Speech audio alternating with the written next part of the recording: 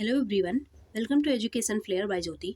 आज के इस वीडियो में हम ईवीएस के टोटल 30 क्वेश्चन करेंगे क्योंकि आपका एग्जाम अब बहुत पास में आ चुका है, इसलिए हमें प्रैक्टिस करते रहना चाहिए। बिल्कुल एग्जाम की तरह टोटल 30 क्वेश्चन हम करेंगे और साथ में जो कॉन्सेप्ट, जहाँ पे भी जिस भी क्वेश्चन में कॉन्सेप्ट जरूरी होगा मैं करवाऊंगी। तो एक बार आपका टोटल सिलेबस यहाँ पे प्रीवियस ईयर पीवाईक्यू करते टाइम भी मैं कवर करा दूंगी। इसके पहले जो कॉन्सेप्चुअल क्लास है, थ्योरेटिकल वाला है, उसके लिए मैं प्लेलिस्ट बना दी हूँ, आप सभी देख लीजिएगा। जितने भी इंपॉर्टेंट टॉपिक है उसमें कवर है सब। और साथ में जब ये मेरे साथ आप पीवाईक्यू करेंगे, इसके साथ भी एक बार आपका टोटल सिलेबस कंप्लीट मिलेगा, क्योंकि यहाँ पे भी मैं पीवाईक्यू के साथ साथ में कॉन्सेप्ट जहाँ पे भी इंपॉर्टेंट होगा करवा दूंगी। ओके, आप सभी वीडियो में बने रहिएगा, सब कुछ मैं यहाँ पे बताऊंगी। एग्जाम की तरह बिल्कुल 30 क्वेश्चन टोटल करेंगे। यहाँ पे आपका क्वेश्चन है पहला, किससे क्वेश्चन आया है, भारत में बिहार के सापेक्ष जम्मू कश्मीर और गोवा की स्थिति क्या है। What is the location of Jammu and Kashmir and Goa with respect to Bihar in India. अब ये किससे क्वेश्चन बना है, मैप से बना है। मैं मैप अच्छे से पढ़ाई हूँ और उस टाइम पे बताई थी कि मैप से 5 से 6 प्रकार के क्वेश्चन बनने के चांसेस होते हैं। 5 से 6 प्रकार के क्वेश्चन यहाँ पे बनते हैं, जिसमें से ये नहीं कह रही हूँ 5 से 6 क्वेश्चन आते हैं, ये इसके प्रकार हैं। 5 से 6 प्रकार के क्वेश्चन बनते हैं, जिसको मैं सब कुछ बताई हूँ मैप वाले चैप्टर में। और इस 5 और 6 में से 1 से 2 नंबर के क्वेश्चन आपके हर बार एग्जाम में पूछ लिए जाते हैं। तो अब उसी में से एक प्रकार ये है जो आपका क्वेश्चन नंबर 61 आया हुआ है। यहाँ पे जब भी ऐसे क्वेश्चन पूछे जाएं तो इसके लिए 2 चीज़ें आपको इम्पॉर्टेंट है जो आनी चाहिए। एक तो आपका जो ये इंडिया का मैप है, इसका होता नहीं, इसका जो फिगर है वो आपके माइंड में बिल्कुल होना चाहिए, इंडिया के मैप का फिगर।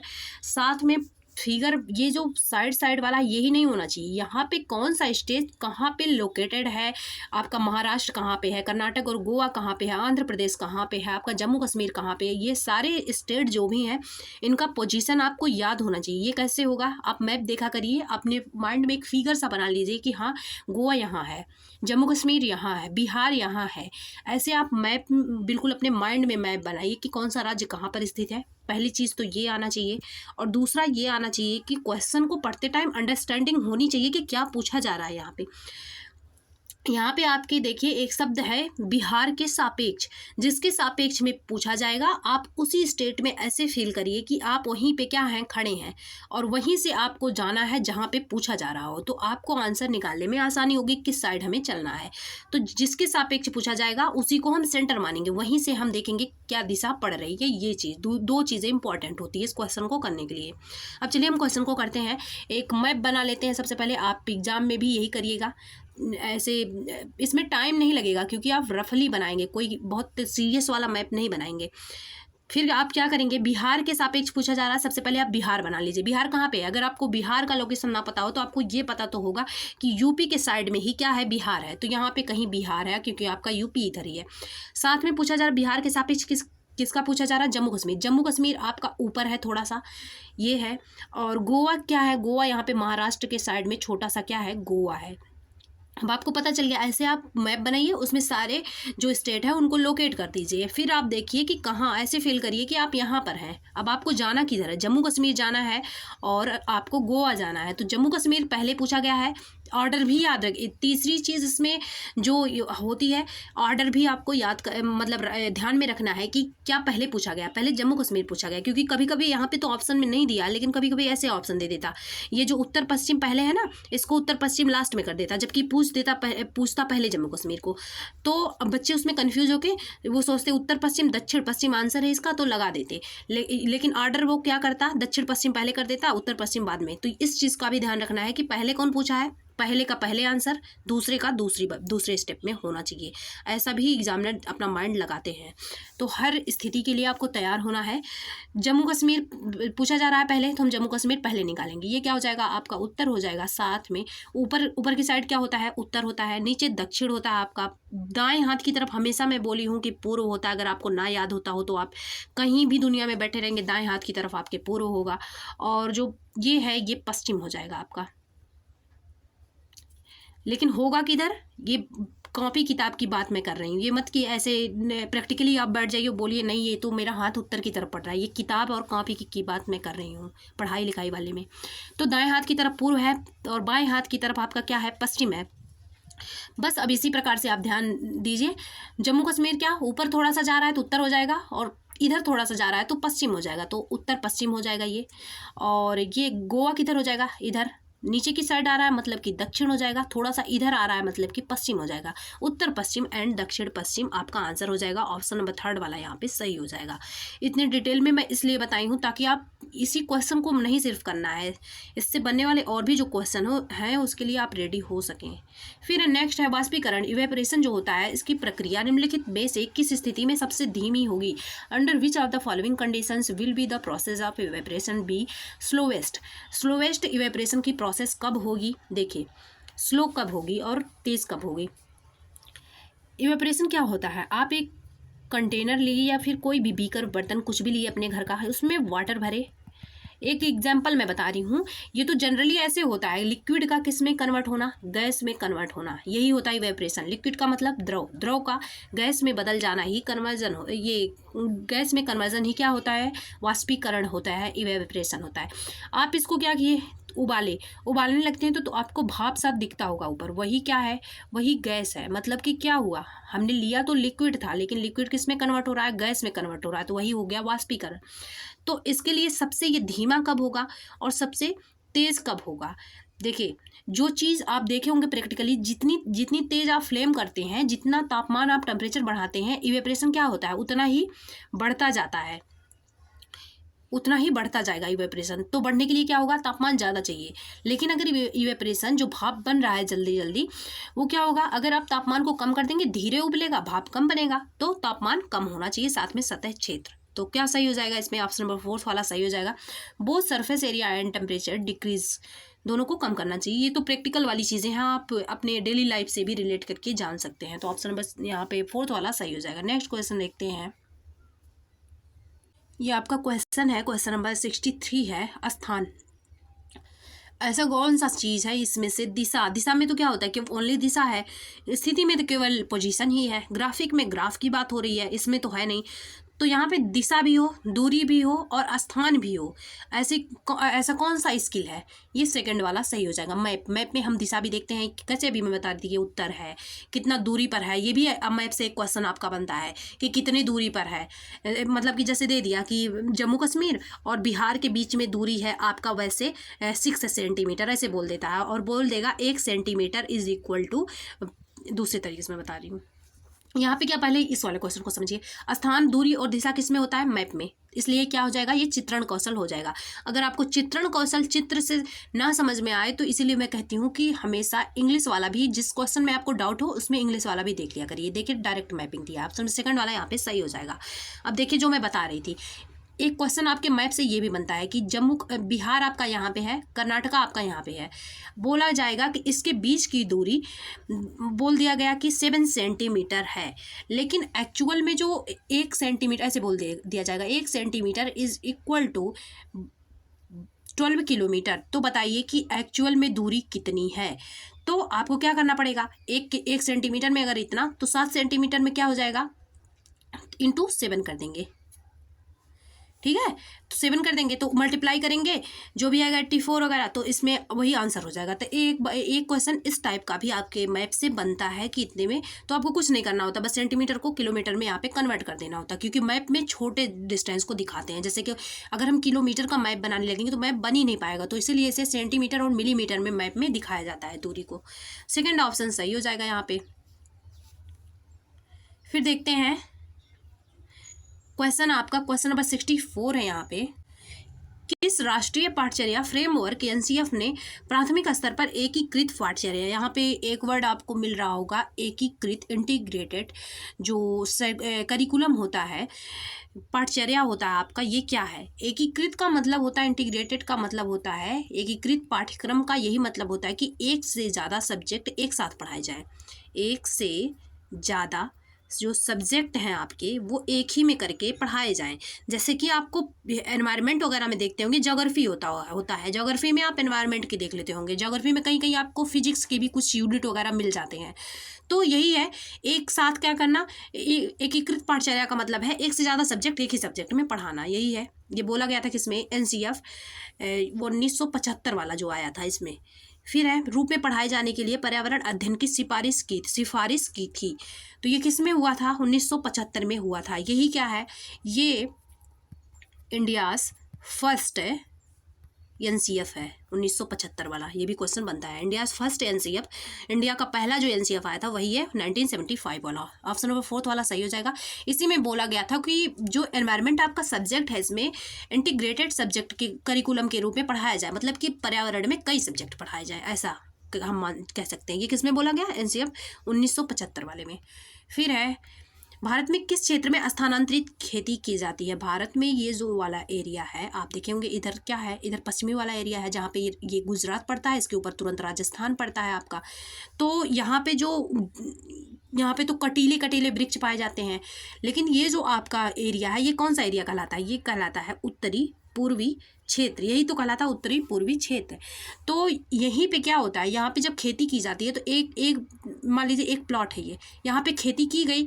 फिर यहाँ पे खेती करने के बाद जानते हैं यहाँ पे क्या पहले पेड़ लगा होता है, फिर पेड़ को काट, छोटी छोटी झाड़ियाँ पेड़ टाइप के होते हैं, फिर उसको काटते हैं, काटने के बाद वहाँ पे खेती करते हैं, फिर जला देते हैं, फिर दूसरी जगह चले जाते हैं। ये इसी को कहते हैं स्थानांतरित खेती, मतलब कि शिफ्ट हो जाते हैं। शिफ्टिंग कल्टीवेशन बोलेंगे इसे, मतलब फिर दूसरे प्लॉट में चले जाएंगे, इसको छोड़ देंगे जला के, फिर दूसरे में चले जाएंगे। तो ये उत्तरी पूर्वी भारत में, जैसे मेघालय आपका, असम है, मणिपुर, मेघालय यहीं पे तो सारे हैं, अरुणाचल प्रदेश यहाँ पे होता है ये।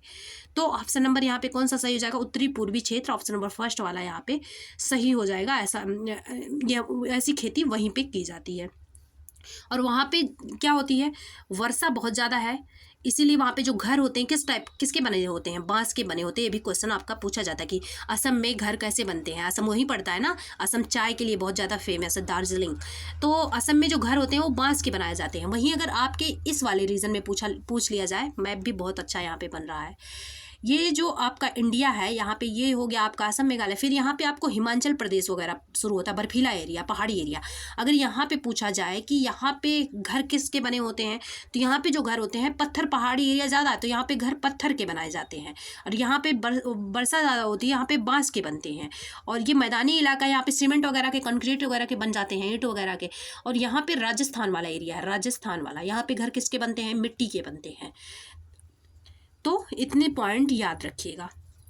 ऑप्शन नंबर फर्स्ट वाला यहाँ पे सही हो जाएगा। क्वेश्चन है आपका 66 यहाँ पे, नदी बांधों से उत्पन्न जल विद्युत के लिए निम्नलिखित में से कौन सा कथन सत्य नहीं है? यहाँ पे फोकस करना है कि कौन सा इसमें से स्टेटमेंट है जो कि सत्य नहीं है। पहला है बांध टिकाऊ विकास को प्रोत्साहित करते हैं। क्या जो डैम्स होते हैं वो सस्टेनेबल ग्रोथ को, टिकाऊ विकास को प्रोत्साहित करते हैं? सही नहीं है ये। ऑप्शन नंबर यहाँ पे कौन सा सही हो जाएगा? फर्स्ट वाला सही हो जाएगा, यही वाला ऑप्शन सही हो जाएगा कि टिकाऊ विकास को प्रोत्साहित नहीं करते। अब बाकी देखिए ये सत्य नहीं है। अब सत्य क्या क्या है ये देख लीजिए। यह पानी हवा को प्रदूषित नहीं करता, ये सत्य है। फिर है जल विद्युत, क्योंकि जो बांध बनाया जाता है वो उससे क्या किया जाता है, बस ऐसे नदी है आपकी तो यहाँ पे बांध बना के कुछ पानी को इकट्ठा कर लेते हैं, फिर उससे सिंचाई वगैरह होती है, बिजली का उत्पादन होता है, तो उससे प्रदूषण कहाँ होगा। जल विद्युत सुविधाओं से बड़े पर्यावरणीय प्रभाव हो सकते हैं, इससे भी है। बांध स्वदेशी लोगों को अपनी नदी की जीवन रेखाओं से अलग करते हैं, बिल्कुल सही है। ये तीनों पॉइंट्स भी बहुत ज़्यादा इंपॉर्टेंट है। यहाँ पे सत्य नहीं है पूछा गया। कभी कभी ये ऐसा हो सकता है कि पूछ लिया जाए कि इसमें से कौन से कथन सही हैं और दे कि उपर्युक्त दोनों, तो आपको क्या ये पॉइंट जो हैं ये याद होंगे तभी आप लगा पाएंगे कि यह प्रदूषित नहीं करता। दूसरी बात है ये इससे सुविधा मिलती है जिससे एनवायरनमेंट में बहुत बड़ा चेंजिंग हो सकता है। तीसरी बात ये है कि ये स्वदेशी लोगों को अपनी नदी के जीवन रेखाओं से अलग करते हैं। फिर है आपका क्वेश्चन बस 67 है यहाँ पे, which of the following is are green house gases. Green house gases कौन कौन से हैं? जो ग्रीन हाउस गैसेस हैं उसमें सबसे ज़्यादा जो माना जाता है वो CO2 को माना जाता है, CH4 भी है आपका, CFC वगैरह भी हैं, और यहाँ पे वाटर वेपर जो है ये भी बहुत ज़्यादा मात्रा में ग्रीन हाउस इफेक्ट करता है। तो ऑप्शन नंबर 4 वाला यहाँ पे सही हो जाएगा। ग्रीन हाउस गैसें ये सारी हैं। नेक्स्ट क्वेश्चन देखते हैं। यहाँ पे एक चीज़ और जान लीजिए, एक एसिड रेन की बात होती है, अम्ल वर्षा की। एसिड रेन में क्या होता है, एसिड रेन में एक तो SO2 होता है, सल्फर डाइऑक्साइड, दूसरा HNO3 हम बोल सकते हैं, या नाइट्रोजन ऑक्साइड भी बोल सकते हैं। इसका कोई भी नाइट्रोजन ऑक्साइड का कोई भी कंपाउंड हो सकता है। HNO3 ज़्यादातर होता है, SO2 HNO3। और इसी से आपका जो ताजमहल है वो बेकार होता जा रहा है, क्योंकि एसिड रेन की वजह से। यहाँ पे उपर्युक्त सभी आंसर सही होगा। भारत में ठंडे रेगिस्तान मानसून से प्रभावित क्यों नहीं होते? भारत में जो ठंडे रेगिस्तान है, भारत में ठंडा रेगिस्तान, ये आपका इंडिया हो गया, ये आपका पूर्वी वाला हो गया जहाँ असम मणिपुर मेघालय वाला एरिया है, ये आपका गुजरात वाला है, ये आपका राजस्थान वाला है। अब आपका शुरू हुआ बर्फीला एरिया, जिसे बोला जाता है जम्मू कश्मीर, हिमाचल प्रदेश, उत्तराखंड वगैरह। तो यहाँ पे क्या है, ये बोला जा रहा है, लद्दाख भी यहीं पे पर है, आपको पता होगा। तो ठंडा रेगिस्तान भारत में किसे बोला जाता है? लद्दाख को बोला जाता है। और गर्म रेगिस्तान राजस्थान को बोला जाता है। इस चीज़ को पता होगा तभी आप आंसर दे पाएंगे। और ये वाला एरिया मानसून से प्रभावित क्यों नहीं होता? क्योंकि यहाँ पे ये और यहाँ पे साइड में ही आपको पता होगा, कलर चेंज कर लेती हूँ, साइड में ही आपको पता होगा कि यहाँ पे ही हिमालय जो आपका पर्वत है ये फैला हुआ है यहाँ से लेके यहाँ तक, और यही आके अंडमान निकोबार में उभरा हुआ है। फिर तो ये क्या पड़ता है, हिमालय की वृष्टि छाया में पड़ जाता है, हिमालय का शैडो इसमें पड़ता है, छाया पड़ता है। इसीलिए यहाँ पे मानसून जो है वो प्रभावित मानसून से नहीं होता, हमेशा ठंड पड़ता रहता है। तो ये ठंडा रेगिस्तान अपना कौन सा है? लद्दाख वाला एरिया है। तो ये ठंडे रेगिस्तान हिमालय की वृष्टि छाया में पड़ते हैं, इसीलिए यहाँ पे क्या मानसून से ये प्रभावित नहीं होता। एक क्वेश्चन आपका और बनता है कि सबसे पहले भारत में वर्षा किधर के मानसून से होती है? तो यहाँ पे केरल में होता है सबसे पहले। और केरल में किधर से मानसून उठेगा? आपका ये कौन सा एरिया है? दक्षिणी वाला एरिया है और पश्चिमी वाला, दक्षिणी पश्चिमी मानसून से सबसे पहले केरल में वर्षा होती है। और एक क्वेश्चन आपके और एग्जाम में पूछा जाता है, सबसे ज़्यादा बाढ़ से प्रभावित वाला एरिया कौन है? ये वाला एरिया है, क्योंकि यहाँ पे क्या है, बंगाल की खाड़ी है, बंगाल की खाड़ी है। और ये वाला जो एरिया है ये सबसे ज़्यादा चक्रवात से प्रभावित होता है। नेक्स्ट क्वेश्चन हम देखते हैं, ये वाला सही है। क्वेश्चन नंबर 69 है, ताजमहल के पीले होने के लिए, देखिए अभी बताई थी मैं, ताजमहल के पीले होने के लिए निम्नलिखित में से कौन सा जिम्मेदार है? कौन सा होगा? एक तो सल्फर डाइऑक्साइड में बताई थी, ऑप्शन नंबर सबसे ज़्यादा इसमें से कौन सा जिम्मेदार होगा? सेकंड वाला जिम्मेदार होगा। नाइट्रोजन डाइऑक्साइड NO2 नहीं बताई थी मैं HNO3 बताई थी, nitric acid. Option number second वाला यहाँ पे सही हो जाएगा। गोलकोंडा किला किसने बनवाया था? जो गोलकोंडा किला है ये कहाँ पे स्थित है, ये बताइएगा आप। इसको जो बनवाया था वो किस वंश ने बनवाया था, किसके द्वारा ये बनवाया गया था? ये काकतीय वंश के द्वारा बनवाया गया था, काकतीय वंश के द्वारा गोलकोंडा जो है। और ये कहाँ पे स्थित है? हैदराबाद, तेलंगाना में। हैदराबाद में ही तो तेलंगाना है, वहीं हैदराबाद और तेलंगाना तो नया राज्य बन गया है तेलंगाना, यहीं पे ये स्थित है। और यहाँ पे जो चोल वंश है इनका एक बहुत फेमस मंदिर है, राजराजेश्वर करके है, राजेश्वर करके है, जो कि तंजौर में स्थित है। इससे भी क्वेश्चन बनता है, चोल वंश के द्वारा बनाया गया था। यहाँ पे आंसर होगा ऑप्शन नंबर थर्ड वाला, काकतीय वंश। नेक्स्ट है, हाँ एक वीडियो बनाई हूँ जो कि आपके लिए मोस्ट इम्पॉर्टेंट है, देख लीजिएगा। मैं उस पर थंबनेल लगाई हूँ कि ईवीएस में पूछे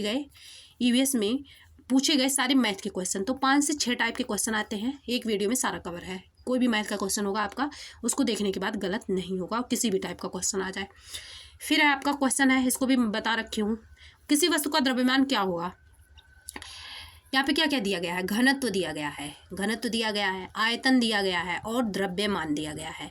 तो आपको पता होगा, मैं उस दिन वीडियो में बताई हूँ, जो स्टूडेंट देखे होंगे उनको ये क्वेश्चन अभी तक तो वो कर भी चुके होंगे। जो घनत्व है, आयतन है और द्रव्यमान है, इसमें क्या रिलेशन होता है? घनत्व इज इक्वल टू होता है, अगर आप नहीं देखे हैं तो लिख लीजिएगा, घनत्व, हालांकि उसको देख लीजिएगा, बिना इसको देख के काम नहीं चलने वाला। यहाँ पे घनत्व इज इक्वल टू होगा द्रव्यमान अपान में आयतन, ये फार्मूला होता है, द्रव्यमान में अपान आयतन होता है। अब इसी फार्मूले से हम जाएंगे। पूछा क्या जा रहा है? द्रव्यमान पूछा जा रहा है। द्रव्यमान बराबर इससे क्या हो जाएगा? द्रव्यमान इज इक्वल टू यहाँ पे हो जाएगा घनत्व इंटू आयतन, ये फार्मूला यहाँ से निकलेगा। अब हम देखते हैं, उसी से हम करते हैं। द्रव्यमान पूछा जा रहा है, द्रव्यमान इज इक्वल टू हो जाएगा घनत्व, उसी का पक्षांतर किए हैं, घनत्व इंटू क्या हो जाएगा? आयतन हो जाएगा आपका। अब घनत्व कितना है? 15 इंटू क्या हो जाएगा? आयतन कितना है? 3, 15 45, 45 ग्राम यहाँ पे आंसर हो जाएगा। ऑप्शन नंबर सेकंड वाला। डिटेल में देखने के लिए वीडियो जरूर देख लीजिएगा, 1 से 2 नंबर के क्वेश्चन आपके क्लियर हो जाएंगे वहाँ पे। क्वेश्चन नंबर 72 है, कौन सी अदिश राशि है? इसमें से अदिश राशि और सदिश राशियाँ कौन कौन सी हैं ये जान लीजिए। सदिश राशियाँ वो होती हैं जिसमें मतलब चेंज हो सके, जो चेंज होती रहती हैं, जैसे जैसे पोजीशन चेंज होता रहता है वैसे वैसे चेंज होती रहती हैं। और जो ये अदिश राशियाँ होती हैं वो नियत होती है, वो चेंज नहीं होती है, वो चेंज होने वाली नहीं होती हैं। तो हम देखते हैं यहाँ पे कौन सा नहीं है। पहला, द्रव्यमान जो होता है वो आप सुने होंगे कि द्रव्यमान चेंज नहीं होता, भार तो चेंज हो जाता है लेकिन द्रव्यमान क्या होता है, कांस्टेंट होता है। तो जो चीज़ें कांस्टेंट होती हैं वो आपकी अदिश राशि हैं, और जो चीज़ें कांस्टेंट नहीं होती वो अदिश राशि नहीं है। तो आपका द्रव्यमान जो है ये क्या है, ये अदिश राशि है। अब देखिए यहाँ पे आप इसी टाइम पे देख लीजिए कि अदिश राशियाँ और सदिश राशियाँ कौन कौन सी हैं। अदिश राशियाँ आपको पता ही होगा कि दिशा के साथ साथ में जो दिशा केवल हो, परिमाण ना हो, और सदिश में दिशा और परिमाण दोनों होते हैं। ये डिफरेंस होता है दोनों में। यहाँ पे तो आंसर ये वाला सही हो गया आपका, द्रव्यमान। अदिश राशियाँ और एग्जाम्पल इनका देखिए, जो अदिश राशियाँ आपका पूरा चैप्टर ही चाल और जो दूरी है और साथ में समय है, ये एक चैप्टर होता है आपका मैथ में। ये पूरा चैप्टर ही ये क्या है, ये पूरा अदिश राशि है। ट्रिक से आप याद कर लीजिए, चाल दूरी समय वाला जो चैप्टर है वो पूरा अदिश राशि है। चाल दूरी और समय, साथ में द्रव्यमान भी आपका क्या है, अदिश राशि है। और ताप जो है ये भी अदिश राशि है। आयतन आपका ये भी अदिश राशि है। मतलब कि एक ट्रिक है, जो चीज़ें आप देखते होंगे कांस्टेंट रहती हैं, बदलती नहीं है, वो सारी अदिश राशियाँ होती है। एक ट्रिक ये है। दूसरा ये है कि चाल दूरी समय वाला जो चैप्टर है पूरा ही अदिश राशि है आपका। अब देखते हैं हम सदिश राशियाँ। सदिश राशियाँ यहाँ पे कौन कौन सी हैं। एक तो आपका जो बल है, वेग है, संवेग है, ये सारी अदिश, वेग आपका, वह चीज़ें इसमें ज़्यादा होती हैं। कोणीय वेग, रेखीय वेग, सारे वेग आ जाएंगे। संवेग भी आ जाएगा। वेग से रिलेटेड सारे, चाहे वो कोणीय वेग लिखा हो, चाहे वो रेखीय वेग लिखा हो, चाहे वो संवेग लिखा हो, चाहे वो विस्थापन लिखा हो, ज़्यादातर वाह शब्द, वाह अक्षर इसमें जरूर ज़्यादातर होता है। विस्थापन लिखा हो, बल लिखा हो, इसमें भी देखिए वाह है लगभग। और ये सारी चीज़ें आपकी क्या होती हैं, सदिश राशियां हैं। ये सदिश राशियां हैं। और आपका जो चाल दूरी समय वाला चैप्टर है वो अदिश राशि है, और द्रव्यमान साथ में अदिश राशि है। यहाँ पे गुरुत्वाकर्षण, संवेग बता ही चुकी हूँ। और जो भार है ये अभी जस्ट बताई हूँ कि मैं द्रव्यमान नहीं चेंज होता किसी भी चीज़ का, और लेकिन जो भार होता है वो भार mg जो होता है वो चेंज होता रहता है। संवेग भी सदिश राशि, गुरुत्वाकर्षण भी सदिश राशि है। अब नेक्स्ट क्वेश्चन नंबर 73 है। एक ऐसी वस्तु जिसमें से कोई प्रकाश किरण गुजर नहीं सकती, अपारदर्शी कहलाएगी। अब फर्स्ट वाला सही हो जाएगा। और ये जो होता है इसमें थोड़ा सा गुजरती है। पारदर्शी जो पूरा पूरा दिखे, ये तो लेंस और दर्पण है, उत्तल अवतल। फिर क्वेश्चन नंबर 74 है यहाँ पे आपका। क्वेश्चन 74 है, पृथ्वी की सतह पर, हालांकि ये विवादित क्वेश्चन था क्योंकि इसमें कोई आंसर भी मिल नहीं रहा था। पृथ्वी की सतह पर किसी वस्तु का भार क्या होगा जिसका द्रव्यमान चंद्रमा की सतह पर क्या हो। यहाँ पे देखिए क्यों द्रव्यमान नहीं पूछा गया, क्योंकि द्रव्यमान चेंज नहीं होता है, लेकिन जो भार होता है वो चेंज होता है। द्रव्यमान वही रहेगा, चाहे वो चंद्रमा पर रहे चाहे वो पृथ्वी पर। जिसका द्रव्यमान चंद्रमा की सतह पर क्या है, 10 किलोग्राम है। द्रव्यमान का मतलब क्या होता है, यम इज इक्वल टू 10 kg दिया गया है। और इससे हम भार निकाल लेंगे। सबसे पहले भार क्या होता है, भार होता है हमारा mg। तो यम क्या हो जाएगा 10 हो जाएगा। और जी कितना हो जाएगा, 9.8 होता है जी की वैल्यू। तो कितना हो जाएगा, ये 98 हो जाएगा, क्योंकि दशमलव हट जाएगा हम मल्टीप्लाई जब करेंगे। तो भार हम निकाल लिए क्योंकि यहाँ पे ये द्रव्यमान दिया गया था। अब बोला जा रहा है कि पृथ्वी की सतह पर किसी वस्तु का भार क्या होगा। जो चंद्रमा पर भार होता है वो पृथ्वी की सतह के भार का कितना होता है, 1/6 होता है। तो हम देख लेते हैं फार्मूला। ये चीज़ें आपको समझ में आ ही गई होंगी कि ये यम दिया हुआ है, और हम mg भार मतलब कितना निकाले हैं, हम भार इज इक्वल टू निकाले हैं 98 हो गया, जो 9.8 करके और इंटू 10 करके निकाली हूँ mg। ये निकल गया इतनी चीज़ें। अब ये कहाँ का भार निकला, ये चंद्रमा का भार निकला हुआ है, क्योंकि ये चंद्रमा का द्रव्यमान दिया गया था। अब ये फार्मूला आप याद रखिएगा कि जो चंद्रमा पर भार होता है, चंद्रमा का जो भार होता है इज इक्वल टू 1/6 पृथ्वी का भार। अब इसी से हम कर लेंगे। पृथ्वी पर भार पूछा जा रहा है, पृथ्वी पर की सतह पर किसी वस्तु का भार क्या होगा, तो पृथ्वी का भार क्या हो जाएगा, चंद्रमा के भार का 6 गुना हो जाएगा। ये नीचे है ना, तो इधर जाएगा तो मल्टीप्लाई में हो जाएगा। चंद्रमा पर भार कितना निकला, 96, मतलब कि 98 इंटू 6 हो जाएगा। पृथ्वी पर भार जो हो जाएगा 98 इंटू 6 हो जाएगा। अब इसको जब आप मल्टीप्लाई करेंगे, 6 48 हो जाएगा यहाँ पे, और ये 48 4 हो जाएगा, ये 8 हो जाएगा, ये 5 हो जाएगा, 584 आ जाएगा। यहाँ पे क्या आ जाएगा, 584 आ जाएगा। तो अब हम देखते हैं यहाँ पे 584 कहीं ऑप्शन में था नहीं, तो इसलिए ये विवादित क्वेश्चन था, सबको कॉमन नंबर मिला था, ये गलत है। ठीक है, अब नेक्स्ट क्वेश्चन करते हैं। यहाँ पे क्वेश्चन नंबर 75 है। मल्टीप्लाई आप कर लीजिएगा, वहाँ पे 588 आएगा, 84 नहीं, 588। तो 588 ऑप्शन में था नहीं, इसलिए ये गलत थे सारे ऑप्शंस। क्वेश्चन नंबर 75 है, the rate of dissolution of A solute depend on, जो विलय होता है उसका विघटन दर, विघटन का मतलब ये होता है कि घुल जाना, या विघटन का मतलब टूटना भी हम लगा सकते हैं, इस किस पर निर्भर करेगा। तो ये किस पर निर्भर करेगा, पहला है आपका दाब पर, तापमान पर, भार पर, तो सतह क्षेत्र, इसका जो सही आंसर हो जाएगा ऑप्शन नंबर थर्ड वाला हो जाएगा, सतह क्षेत्र पर। इस जो सरफेस एरिया है उसी हिसाब से ये क्या होगा, डिसोल्यूशन, जो विघटन दर है, किसी चीज़ में डूबना या फिर घुल जाना, विघटन दर को हम कह सकते हैं। तो ये सरफेस एरिया के पर डिपेंड करेगा। क्यों, कोई चीज़, कोई सोल्यूशन हम बना रहे हैं, उसमें कितना ये क्या होता है, जो घुलाता है वो क्या कहलाता है, वो विलायक कहलाता है। समझिएगा आप, जो घुलाता है वो विलायक कहलाता है, इंग्लिश में इसे सॉल्वेंट बोलते हैं, इंग्लिश में इसे सॉल्वेंट बोलते हैं।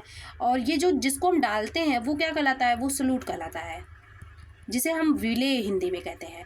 तो ये कितना विलेय इसमें घुल पाएगा, विघटन का मतलब यही है, टूटना तो होता ही, लेकिन हम घुलाना यहाँ पे लगाएंगे क्योंकि विलेय और विलायक की बात हो रही है। तो कितना ये इसमें घुल पाएगा, ये किस पर डिपेंड करेगा, कितना आप किसी चीज़ को घुला पाएंगे, सरफेस एरिया पर डिपेंड करेगा, सतह क्षेत्र पर, कितना बड़ा ये आपका बर्तन है, कितना सरफेस एरिया पर डिपेंड करेगा। ऑप्शन नंबर थर्ड वाला यहाँ पे सही हो जाएगा। क्वेश्चन नंबर 76 है यहाँ पे, सुषमा चाहती है कि उसके छात्रों को पेड़ों के संरक्षण के लिए संवेदनशील बनाया जाए। सुषमा चाह रही है कि उसके जो स्टूडेंट्स हैं वो पेड़ों के संरक्षण के लिए क्या हों, संवेदनशील हों। उनको संवेदनशील होने का मतलब ये है कि पेड़ों को संरक्षण को लेके, कंजर्वेशन ऑफ जो ट्री है इसको लेके वो अवेयर हो पाए। संवेदनशील का मतलब यही है कि वो क्या हो पाए, अवेयर हो पाए, उनके अंदर अवेयरनेस लाया जाए। फिर है, निम्नलिखित में से कौन सी ऐसा करने की सबसे उपयुक्त रणनीति होगी, कक्षा में बहस आयोजित करना, फिर है समूह चर्चा करना, फिर है पोस्टर बनाना, समूह चर्चा करना, बहस करना, इससे नहीं होगा। बच्चों को एक पौधे को अपनाने और पोषित करने में मदद करना, बिल्कुल। जब आप किसी चीज़ को, कोई जानवर ही आप देखते हैं, जब उसको आप पालने का काम करते हैं, उसको रखने का काम करते हैं, उसका केयर करते हैं, तो आपको उससे एक अलग ही लगाव हो जाती है। तो यही है, helping children to adopt and plant को क्या करना, नर्सर करना। तो ऑप्शन नंबर फोर्थ वाला यहाँ पे सही हो जाएगा। नेक्स्ट क्वेश्चन नंबर 77 है यहाँ पे आपका क्वेश्चन आपका, अभय ने अपने छात्रों से उन बीमारियों पर समूहों में सर्वेक्षण करने के लिए कहा जिनसे उनके पड़ोस के लोग पीड़ित थे। पाठ्यपुस्तक में सर्वेक्षण का उल्लेख नहीं किया गया। इस शिक्षण अधिगम की रणनीति के लिए कौन सा विकल्प प्रासंगिक है। उन बीमारियों पर, उन डिसीजेस पर डिस्कशन करने के लिए यहाँ पे बोला गया है जिन पे क्या थे, उनके पड़ोस जो थे, नेबरहुड थे, वो पीड़ित थे उससे। फिर है, पाठ्यपुस्तक में सर्वेक्षण का उल्लेख नहीं किया गया। जो पाठ्यपुस्तक है वहाँ पे सर्वे का उल्लेख नहीं किया गया। इस शिक्षण अधिगम रणनीति के लिए कौन सा विकल्प जो होगा वो प्रासंगिक नहीं है, यही हमें ऑप्शन देखना है। पहला है आपका, इसने समुदाय के साथ बातचीत करने का अवसर प्रदान किया, ये तो उचित ही है, प्रासंगिक ही है। फिर है, इससे बच्चों को वास्तविक जीवन के साथ, रियल लाइफ से कनेक्ट कराया जा रहा है, अगर नेबरहुड की बात यहाँ पे की जा रही है। इससे बच्चों को डेटा हैंडलिंग के लिए समझने में और काम करने में सक्षम, वहाँ पे डेटा भी तैयार करेंगे बच्चे की, कितने लोग इस बीमारी से पीड़ित है, ये भी नहीं होगा। ऑप्शन जब सारे नहीं होंगे तो ऑप्शन नंबर फोर्थ वाला होगा ही। इससे समुदाय को उन बीमारियों को समझने में मदद मिली जिनसे वे पीड़ित थे, तो ये प्रासंगिक नहीं है, क्योंकि उस जो बीमारी से पीड़ित है उसको उस बीमारी के बारे में तो पता होगी ही। ऐसा नहीं है कि जब हम सर्वेक्षण या सर्वे करेंगे तभी होगा वो। फिर है, क्वेश्चन नंबर 4 यहाँ पे सही था। क्वेश्चन नंबर आपका 8 है यहाँ पे, ये थोड़ा सा छोटा करना पड़ेगा क्योंकि बड़े बड़े क्वेश्चन आए हुए हैं आपके। आपातकालीन परिस्थितियों के बारे में बात करने के लिए प्रिया ने बच्चों के अनुभव पूछे, और जब उन्हें कभी आपात स्थिति का सामना करना पड़ा, बच्चों ने आग, बिजली के झटके और सड़क दुर्घटनाओं के साथ अपने अनुभव सुनाए। उन्होंने प्रश्न पूछे, उनकी मौजूदा समझ का आकलन किया और समाचार पत्र से सड़क सुरक्षा विज्ञापनों जैसे संसाधनों का उपयोग करके सुरक्षा पहलुओं पर चर्चा की, और क्रमशः आग और बिजली के झटके पर सुरक्षा निर्देशों पर चर्चा करने के लिए एलपीजी और इलेक्ट्रिक बिल का इस्तेमाल किया। प्रिया द्वारा अपनाया गया सबसे उपयुक्त रणनीति इसमें से कौन सा है। जैसे कि ये बात किस पर कर रही हैं, मान लीजिए आप कोई इमरजेंसी आ गई, उस टाइम पे बच्चों को बचना कैसे चाहिए, और इमरजेंसी में खास करके बच्चे किन इमरजेंसी की बात की, आग से और बिजली और झटके सड़क दुर्घटना से बात की। फिर मैडम क्या की, जो समाचार पत्र वगैरह हैं, जो सड़क सुरक्षा विज्ञापन है, सड़क को लेके क्या क्या सुरक्षा है जिनको बरतना चाहिए, ये सारे संसाधन लेके आई। और क्या की, दिशा निर्देश पर चर्चा के लिए एलपीजी और इलेक्ट्रिक बिल का भी इस्तेमाल इन्होंने किया। तो इसमें कौन सी रणनीति है जो सबसे उपयुक्त है? यहाँ पे चलिए देखते हैं ऑप्शन को। पहला है संज्ञानात्मक दृष्टिकोण। क्या केवल माइंड ही इसमें यूज हो रहा है? नहीं, सबसे उपयुक्त जो होगा अनुभवात्मक अधिगम दृष्टिकोण, अन्वेषण, बिल्कुल सही है। ऑप्शन नंबर थर्ड वाला सही हो जाएगा। जो इंक्वायरी अप्रोच है ये सबसे ज़्यादा है, क्योंकि वहाँ पे पूछा जा रहा है बच्चों से जब पूछा गया तभी तो उन्होंने बताया कि आग है, बिजली है और रोड है, क्योंकि इंक्वायरी इसमें सबसे पहले आ रहा है। ये सारी चीज़ें तो हो रही है लेकिन सबसे ज़्यादा सही है इंक्वायरी अप्रोच होगा। इंक्वायरी लिया जा रहा है कि कैसे क्या करना चाहिए। फिर है नेक्स्ट क्वेश्चन, समुदाय एक महत्वपूर्ण शिक्षण और अधिगम संसाधन है। जो कम्युनिटी है वो क्या है? Is an important teaching and learning resources because. एक ऐसा क्यों है? जो समुदाय है यह सस्ता और सुलभ है, ऐसा रीज़न नहीं है। बुजुर्ग लोग बुद्धिमान होते हैं, गलत है। फिर है यह वास्तविक परिस्थितियों में सीखने का अवसर प्रदान करता है। ऑप्शन नंबर थर्ड वाला सही हो जाएगा। ये गलत इसलिए बोली हूँ क्योंकि यहाँ पे एम की बात हो रही है, आपके पर्पस क्या है। ऐसा क्यों बोला जा रहा है कि जो समुदाय है, समुदाय कम्युनिटी में बुजुर्ग लोग ही थोड़ी ना होते हैं। कम्युनिटी की मतलब ये कैसे बोल देते हैं कि ये संथाल लोग हैं, ये गिद्दा जो होते हैं एक जनजाति, ये लोग हैं। कहाँ पे पाया जाता है? ये लद्दाख में पाया जाता है, पूछा भी जाता है। तो ये जो जनजातियाँ हैं यही तो समुदाय हैं, कम्युनिटी हैं। तो ये क्या है? वास्तविक परिस्थितियों में सीखने का अवसर इनसे मिलता है कि ये लोग कैसे सर्वाइव कर रहे हैं, कैसे रह रहे हैं, इनका भोजन क्या है, इनका रहने का तरीका, कपड़े क्या पहनते हैं। क्वेश्चन आपका 80 वाला है, ईवीएस शिक्षण अधिगम में कक्षा में प्राप्त अधिगम को विद्यालय के बाहर के जीवन से जोड़ने और इसे समृद्ध करने का तात्पर्य क्या है? जो इन्वायरमेंटल स्टडीज़ है इसको अगर रियल लाइफ से कनेक्ट किया जा रहा है तो इसका मोटिव क्या है? क्योंकि एनसीएफ 2005 में यही बोला गया है कि कोई भी सब्जेक्ट हो उसको रियल लाइफ से out of the classroom connect करना है। तो इसका पर्पस क्या है? पाठ्यपुस्तकों से बाहर जाना, क्या ये पर्पस है? बिल्कुल सही है। ऐसा ना हो कि केवल नोटबुक में, टेक्स्ट बुक में ही टीचर लगे रहें, बाहर की भी दुनिया दिखाएं। फिर है क्वेश्चन नंबर आपका 81 है। थोड़ा सा वीडियो लंबा हो रहा है लेकिन आप सीख भी तो रहे हैं। अगर अच्छे से पढ़ेंगे तो वीडियो लंबा होगा ही। कक्षा थर्ड के छात्रों को रमा ने सिखाया कि पिता, माँ और बच्चे एकल परिवार का गठन करते हैं। वो जो फैमिली चैप्टर है उसी से क्वेश्चन आया है। यदि दादा दादी रिश्तेदार साथ रहते हैं तो ये विस्तारित परिवार हो जाता है। आप इसके बारे में क्या सोचते हैं? परिवार की परिभाषा गलत है, गलत तो नहीं है, सही है। रमा अपने छात्रों के प्रति अति असंवेदनशील नहीं है, संवेदनशील है, सेंसिटिव है, ये गलत है। शिक्षण अधिगम दृष्टिकोण क्या है? समावेशी नहीं है, बिल्कुल सही है। ऑप्शन नंबर थर्ड वाला सही हो गया कि जो शिक्षण अधिगम ये है ये समावेशी नहीं है। समावेशी कौन सा होता है? जो समावेशी वो होता है जिसमें सारे लोग मिलजुल के रहते हैं। तो उसमें तो ये विस्तारित परिवार, आप इसके बारे में क्या सोचते हैं? तो यहाँ पे समावेशी वाली चीज़ें नहीं है। फिर है क्वेश्चन नंबर 82 है। यहाँ पे निम्नलिखित में से कौन सा ईवीएस कक्षा में गतिविधि है? इसमें ईवीएस क्लासरूम में कौन सा एक्टिविटी है? चित्र पढ़ना। क्या पढ़ना, सुनना, बोलना, ये सारी चीज़ें एक्टिविटी में नहीं आएंगी, भले ही एक्टिविटी होती हैं। लेकिन अगर एजुकेशनल एक्टिविटी की बात की जाए तो ये सारी चीज़ें एक्टिविटी में नहीं ली जाती हैं। जैसे क्षेत्र भ्रमण, जो फील्ड ट्रिप आपका होता है, ये लिया जाएगा एक्टिविटी में, लेकिन ये सारी चीज़ें एक्टिविटी में उतनी नहीं आती हैं। फिर है लेकिन अगर उपर्युक्त सही सभी दे दिया गया, अगर उपर्युक्त सभी दे दिया गया तो आपका आंसर इनको भी इंक्लूड कर लिया जाएगा, क्योंकि तब ये एक्टिविटी हो जाएंगी। लेकिन अगर उपर्युक्त सभी नहीं दिया गया है, इसलिए मैं दोनों कंडीशन आपको बता दे रही हूँ। अगर ये वर्ड उपर्युक्त सभी यहाँ पे नहीं दिया गया होता तो आप इसको नहीं लगाते।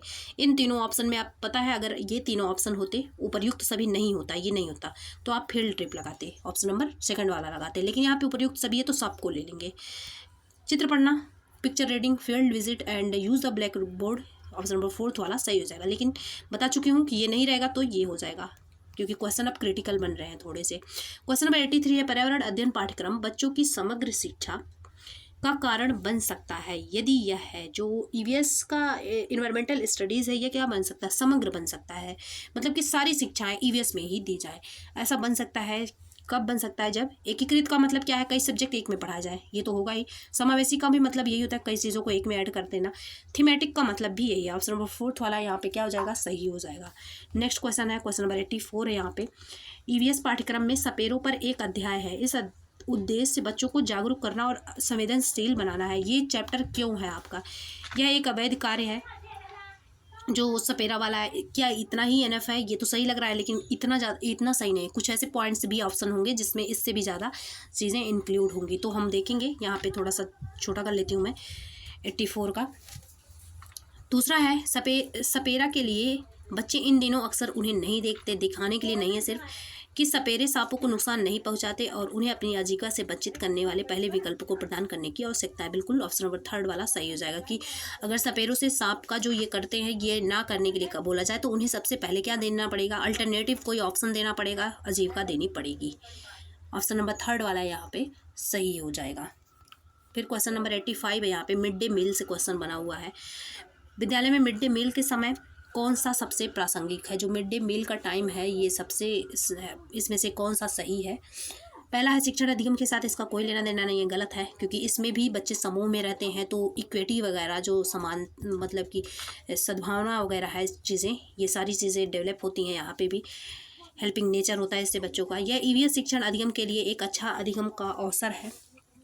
ये ऑप्शन नंबर थर्ड वाला सही हो जाएगा। जहाँ अपॉर्चुनिटी की बात की जाए वो तो ऑप्शन वैसे भी सही होगा। It is a good teaching learning opportunity for EVS teaching environmental studies के लिए, क्योंकि बच्चे बाहर निकलेंगे, पेड़ पौधों को देखेंगे, लोगों के साथ रहना सीखेंगे, तो यही तो एनवायरमेंट है। क्वेश्चन नंबर 86 है यहाँ पे, पर्यावरण अध्ययन के संदर्भ में बोझ के बिना, यही तो बोला गया है NCF 2005 में, यही बोला गया है कि लर्निंग वाला जो प्रोसेस हो क्या होना चाहिए, विदाउट बर्डन होना चाहिए, विदाउट बर्डन होना चाहिए, यही बोला गया है NCF 2005 में। तो यहाँ पे क्या है, बोझ के बिना सीखना क्या कहलाता है? स्कूल बैग का कम वजन करना, ईवीएस पाठ्य पुस्तकों में अध्यायों की संख्या को कम करना या अबोध का भार कम करने की ज़रूरत है। Load of incomprehension needs to be reduced. Incomprehension का मतलब ये होता है जो पाठ में ज़्यादा से ज़्यादा टॉपिक वगैरह दिए हैं उनको थोड़ा सा कम किया जाए, यही तो किया गया है। जो बदली हुई है अभी NCERT, यही किया गया है, उसमें फिगर ज़्यादा ऐड किए गए हैं, साथ में आपका जो एक्टिविटी वाली चीज़ें वो ज़्यादा ऐड की गई हैं। ईवीएस कक्षा में समूह में सीखने का क्या अर्थ होता है? ग्रुप में अगर लर्निंग हो रहा है तो उसका क्या अर्थ होता है? यहाँ पे लड़के लड़कियाँ अलग अलग सीख सकते हैं, गलत है, अलगाव की तो बात यहाँ पे हो ही नहीं रही है। कम उच्च प्रदर्शन वाले कभी भी बच्चों को ग्रेड देना, अलग करना, उन्हें नंबर के बेस पर अलग करना, उन्हें रैंक देना, ये सारी चीज़ें, उन्हें लेबल देना, ये सारी चीज़ें निगेटिव है, तो ये भी निगेटिव हो जाएगा प्रदर्शन वाला, ये गलत है, ये गलत है। सहयोग के मूल्यों को लागू करने और एक साथ काम करने के लिए प्रत्येक बच्चे को सक्रिय रूप से भाग लेने और सीखने में सक्षम बनाना, ऑप्शन नंबर थर्ड वाला सही हो जाएगा। यहाँ पे बच्चे जो है वो एक दूसरे के साथ कोऑपरेशन में सीखें, साथ में एक्टिव तरीके से पार्टिसिपेट एक्टिवली, यही इसका पर्पस होता है। ऑप्शन नंबर थर्ड वाला यहाँ पे सही हो जाएगा। फिर है question number 88, what is the full form of BALA? BALA, building as learning aid होता है, तो यहाँ पे कौन सा ऑप्शन सही हो जाएगा? थर्ड वाला सही हो जाएगा, बिल्डिंग एज लर्निंग एड। अगर हिंदी में आपको नहीं आता तो ये वाला देख लेते, अधिगम सहायक के रूप में बिल्डिंग, दोनों याद रखिएगा। फिर क्वेश्चन नंबर 89 है, वैकल्पिक ढांचे का क्या अर्थ है? अल्टरनेटिव फ्रेमवर्क जो होता है इसका क्या अर्थ है? विभिन्न भौतिक घटनाओं का पाठ्य पुस्तक स्पष्टीकरण, विचार जो अवधारणाओं के औपचारिक रूप से स्वीकृत स्पष्टीकरण से अलग है, ये भी गलत है। वर्तमान में वैज्ञानिकों और सामाजिक वैज्ञानिकों द्वारा आयोजित विचार, बिल्कुल ऑप्शन नंबर थर्ड वाला यहाँ पे सही हो जाएगा। जो अलग अलग वैज्ञानिक हैं इनके द्वारा और समाज के द्वारा जो विचार दिए गए हैं वही है आपका अल्टरनेटिव फ्रेमवर्क। क्वेश्चन आपका 90 और लास्ट है ये, महिलाएं जो वीमेन होती हैं are weaker than men, it is क्या है? ये एक स्टीरियोटाइप है, ऑप्शन नंबर, या मिथ है, या स्टीरियोटाइप है, या अंधविश्वास है, या वैज्ञानिक तथ्य है। तो ये एक मिथ है, ऑप्शन नंबर फर्स्ट वाला यहाँ पे सही हो जाएगा। ये एक मिथ है और यहाँ पे कोई सोच विचार वाली चीज़ें नहीं चल रही है। अगर यही सोच विचार चल रही होती तो ये स्टीरियोटाइप में आ जाता, ऑप्शन नंबर थर्ड वाला तब सही हो जाता। लेकिन ये एक मिथ है क्योंकि ऐसा नहीं बोला जा रहा कि ये सोचते हैं या एक टीचर ऐसा बिहेव करता है। तो जब सोचना, बिहेव करना, ये सारी चीज़ें देखिए यहाँ पे ये मिथ क्यों हुआ? जब बिहेवियर में कोई चीज़ आ जाए, जैसे कि ये बोला जाता है कि कोई टीचर है जो ये सोच के लड़कियों को कम काम दे रहा है, लड़कों को कम ज़्यादा काम दे रहा है कि लड़कियां लड़कों की तुलना में कमज़ोर होती हैं, तो बिहेवियर में ये चीज़ आ गई। और जब कोई चीज़ विचार में आ जाए, ऐसा माना जाता है, सब विचार में आ जाए, तो क्या हो जाता है? ये स्टीरियोटाइप हो जाता है, रूढ़िबद्ध धारणा हो जाती है। और ये किसके द्वारा बनाया जाता है? ये समाज के द्वारा बनाया जाता है। इससे भी क्वेश्चन आपका पूछा जाता है। तो ऑप्शन नंबर फर्स्ट वाला सही हो जाएगा, ये मिथ है। बस एक स्टेटमेंट टाइप का जब भी दिया जाएगा तो ये मिथ ही होगा। ऑप्शन नंबर फर्स्ट वाला यहाँ पे सही हो जाएगा। आज के लिए बस इतना ही। टोटल आपका 30 क्वेश्चन कंप्लीट हो चुका है। अगर आप देखे होंगे टोटल वीडियो तो आपको बहुत नॉलेज हुई होगी। और बहुत सारे ऐसे क्वेश्चन हैं जो कोई आपको पता भी नहीं चल रहा होगा, लेकिन 30 के बदले आपका लगभग 60 क्वेश्चन यहाँ पे कंप्लीट हुए हैं, क्योंकि हर क्वेश्चन में 2-3 टॉपिक एक्स्ट्रा मैं बताई ही हूँ। तो आप सभी अगर ऐसे ही बने रहते हैं, इस वाले सेशन को केवल कर लेते हैं, तो फिर से आपका जो एक बार सब्जेक्ट है वो कंप्लीट हो जाएगा, साथ में PYQ के साथ। ओके, क्लास पसंद आए तो सब्सक्राइब कर लीजिएगा, शेयर भी कर दीजिएगा। Thanks for watching.